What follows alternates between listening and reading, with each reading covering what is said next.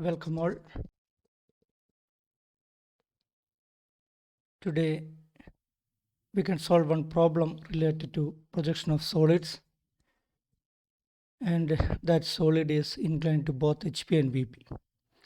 This is the third problem in this category.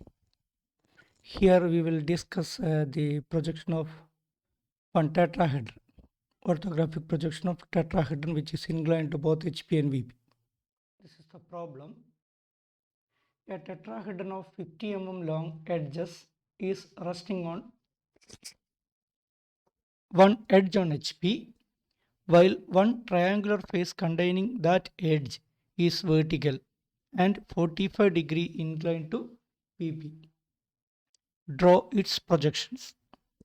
A tetrahedron of 50 mm long edges is resting on one edge on HP, while one triangular face containing that edge is vertical and that edge also 45-degree inclined to VP. This is the condition. Here in this problem, actually that tetrahedron lying on HP on one of its base edge,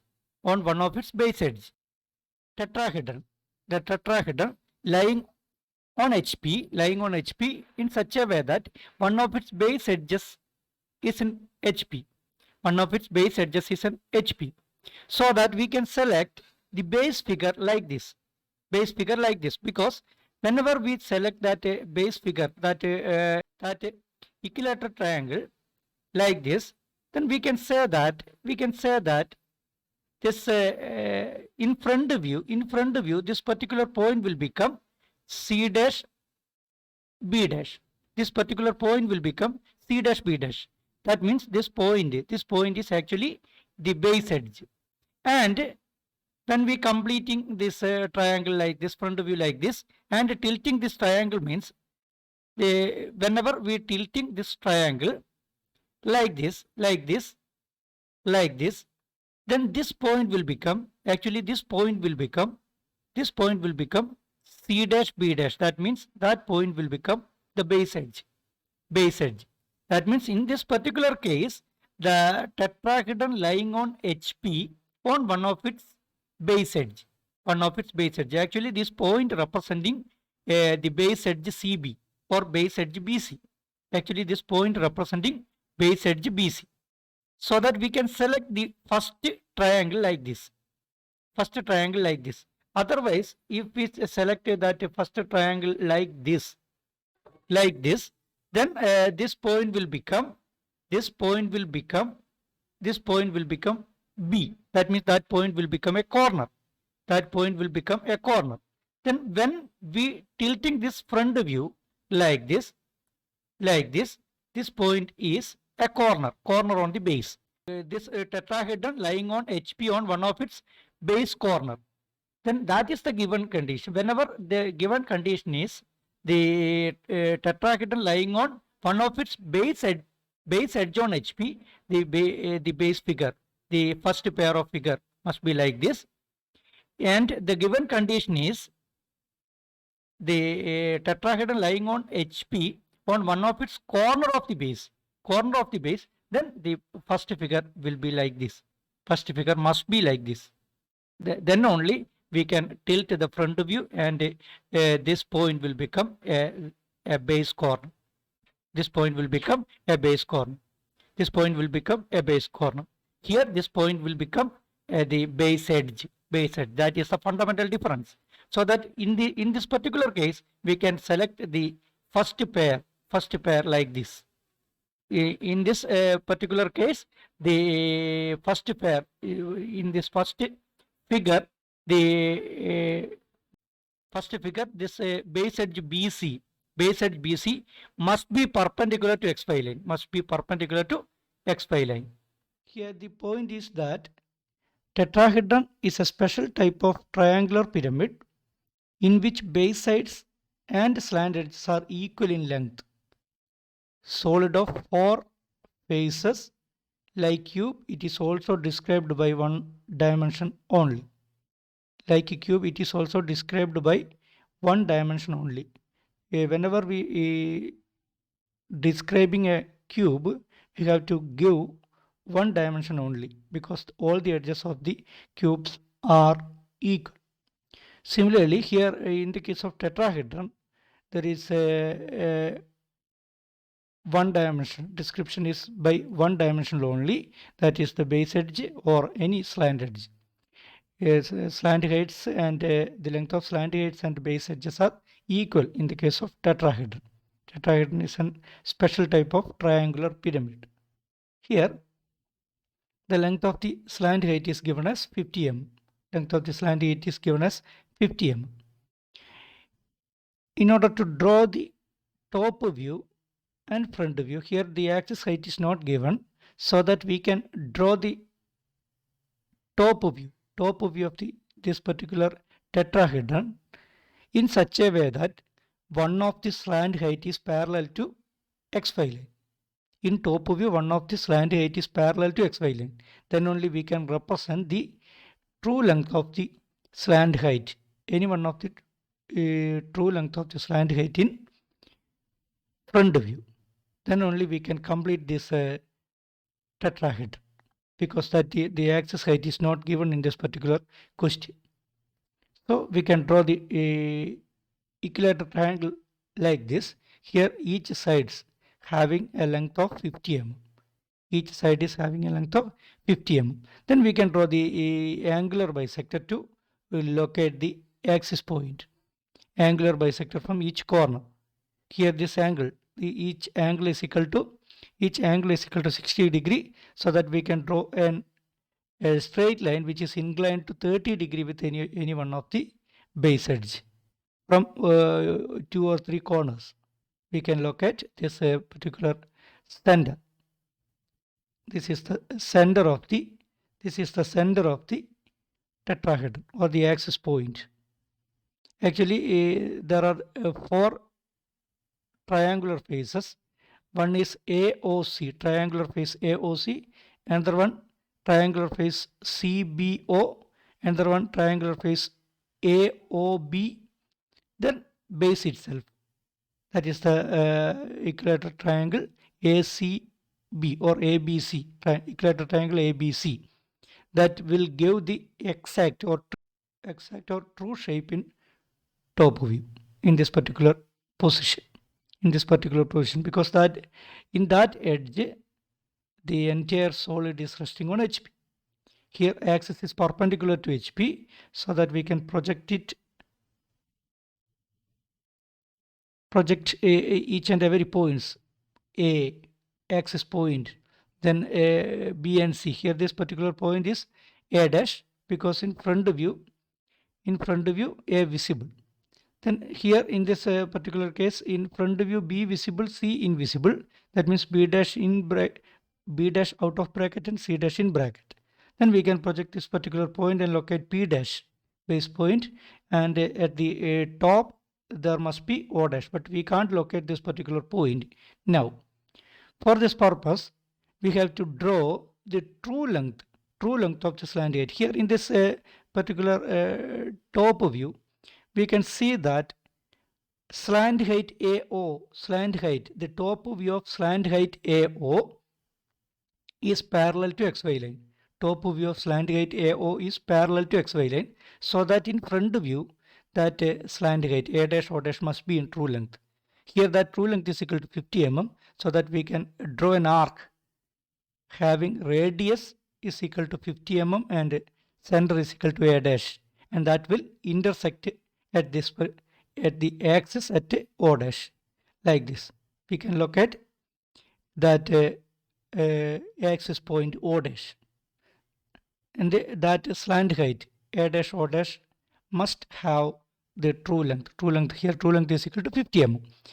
Here the theory is that whenever the slant height, top view of any line, whenever the top view of the any line is parallel to XY line, then its front view must be in true length. That is the concept.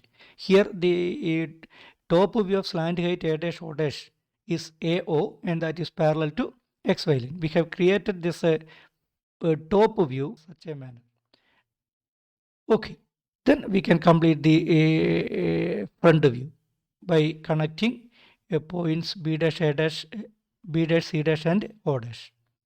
Then this is the projection line to locate P dash and O dash that will passing through point O and P. That is the first pair of solids. And in second pair, the solid must tilt in such a way that one of the base edge is in HP. One of the base edge is in HP, and the triangular face containing that base edge. And the triangular face containing that base edge must be perpendicular to HP. For this purpose, we can tilt this particular figure. In such a way that B dash C dash means BC, that is a base edge. That base edge must be on XY line, and the triangular face containing that base edge. Here the triangular face containing that base edge is equal to BCO. Triangular face BCO. Here in this particular front view, that triangular face is B dash C dash O dash. That means this particular line. That line must be perpendicular to XY line. We can tilt this front view like that.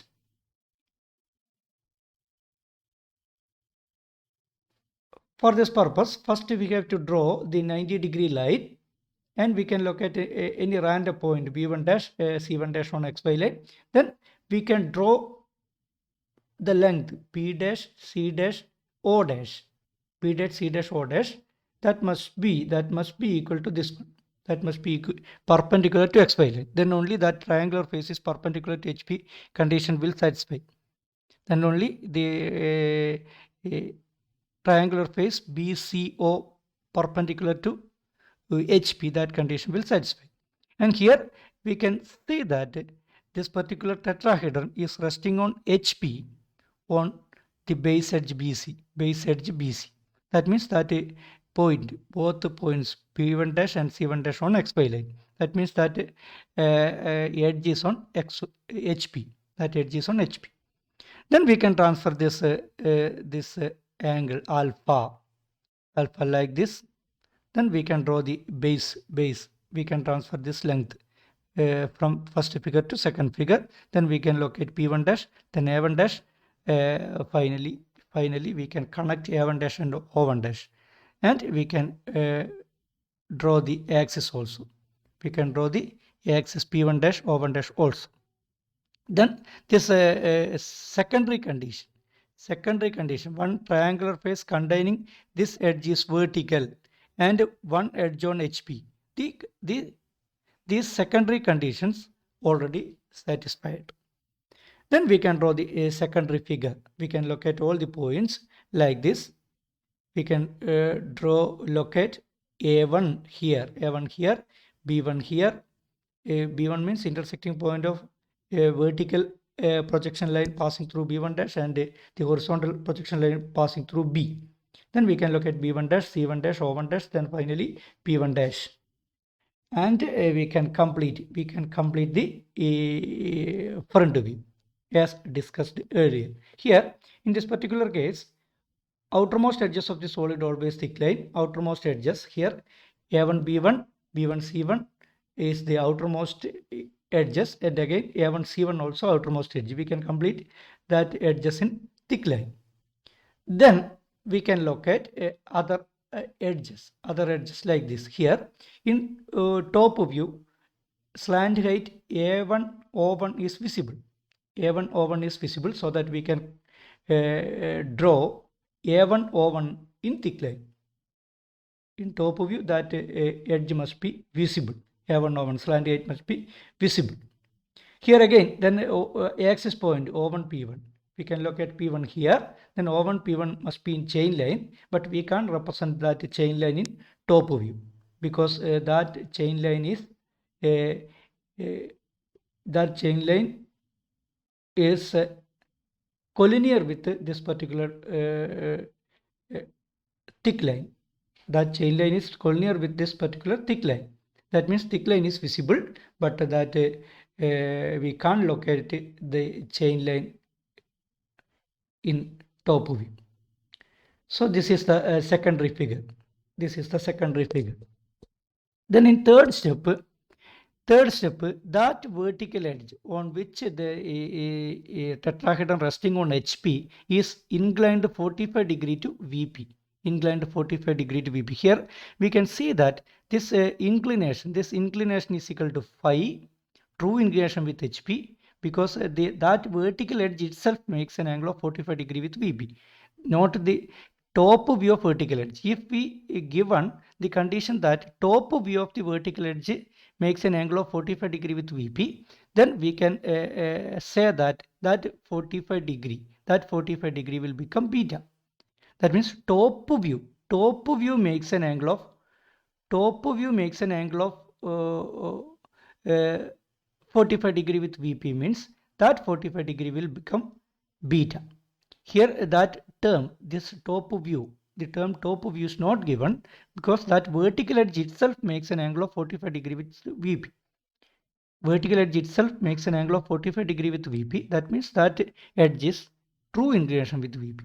True inclination with VP. Here, if we have this term top view, then we will represent this 45 degree as beta. Otherwise, we can represent that 45 degree as phi. That is an important point. Very, very important point. Very, very important point. Very, very important point, this one. The top view makes an angle of such a degree with VP, or that vertical edge or that edge itself makes an angle of 45 degree with VP. Here this angle must be equal to phi. Then we can represent this angle. We can represent this angle in true length. We can represent this true inclination with VP only in true length. Only in true length. Then we can say that this base edge BC, in which the tetrahedron resting on HP is in true length here, because this BC is 50 mm.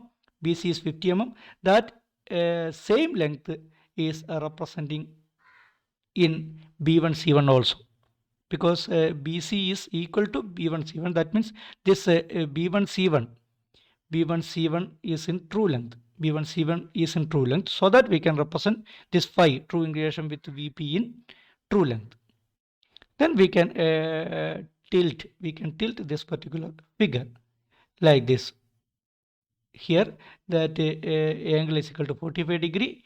This construction line is representing, first we can represent the construction line which is inclined 45 degree with the XY line. Then we can draw the base edge in which the solid resting on HP. Here that is C2B2. C2B2 is inclined 45 degree with VP, and that is equal to phi. Then we can transfer this angle and this angle here and here, and we can complete the this particular triangle in secondary figure.